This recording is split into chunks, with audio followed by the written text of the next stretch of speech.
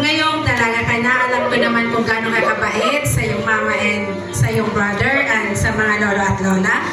So, keep it up, and I wish you good health always, and sana matupad mo kung ano man yung pinapangarap mo sa buhay, at alam kong makakamit mo yun. Once again, happy birthday and good evening.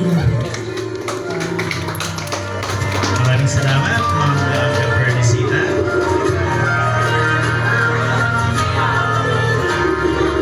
Sino pa po gusto mag-message na hindi na tawag? Gusto po mag-message? Si?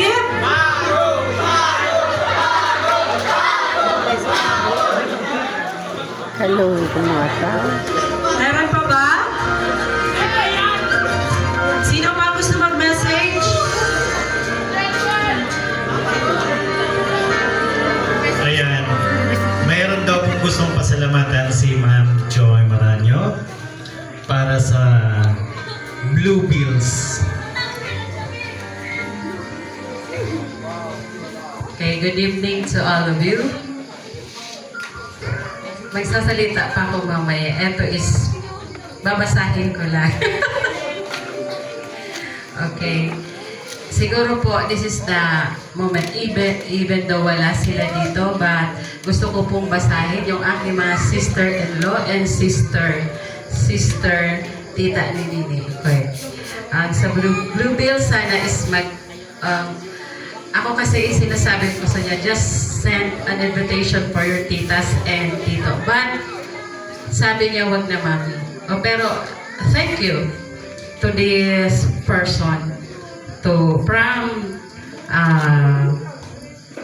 wala akong salamin, from Mama Manjo, Mama Didit, Mama Chinky, Mami Jen, and Tito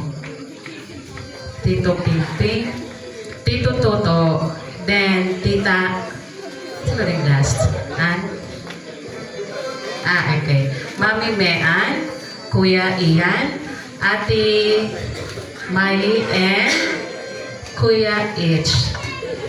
Ito po is family ko and family ni husband. So, thank you for this people. Good evening. At atin po ang huling mensahe. Meron po nagpahabol ng mensahe. Basahin po natin para kay Miss Rian Joy. Joy, my dearest. Sana wag mong kakalimutan ang mga pangaral ng iyong mami na makatapos ng pag-aaral. Higit sa lahat, lagi magdarasal para gabayan ka sa araw-araw na gawain. God bless you always. Lots love. Happy 18th birthday. Wish you good luck and finish your studies to achieve your goal in life. Love, Lola Wayway Samali. Palakpakan naman natin si Lolo.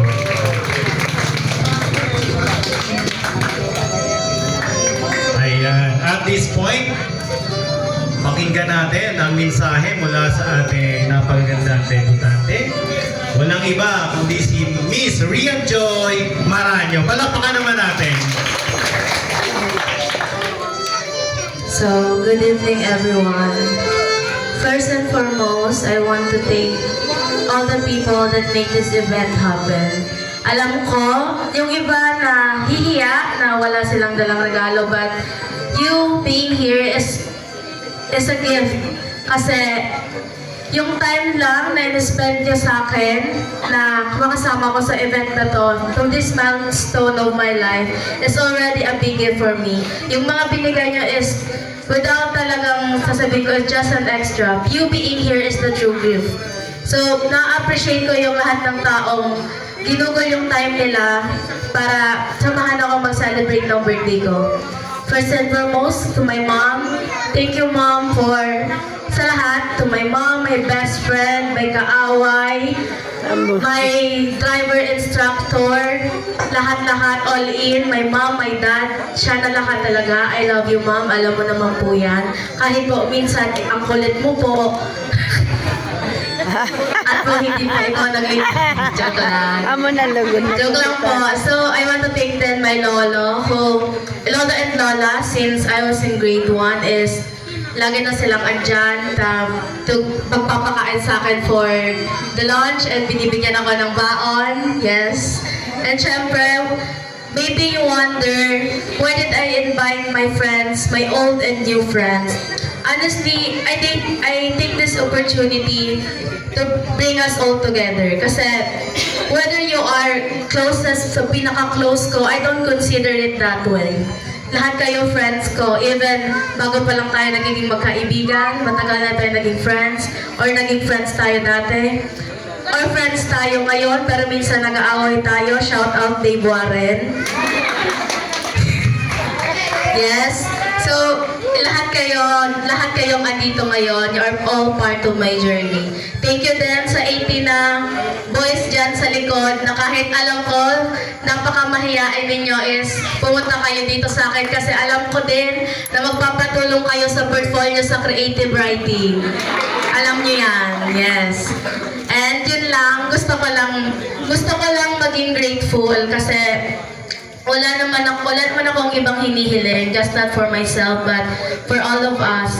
Masaya yung mundo na walang nag-aaway, walang something. So sa mga friends ko dyan na may mga kasamaan tayo ng loob dati, yes, and I forgive you na, and I'm sorry if I ever made you feel something.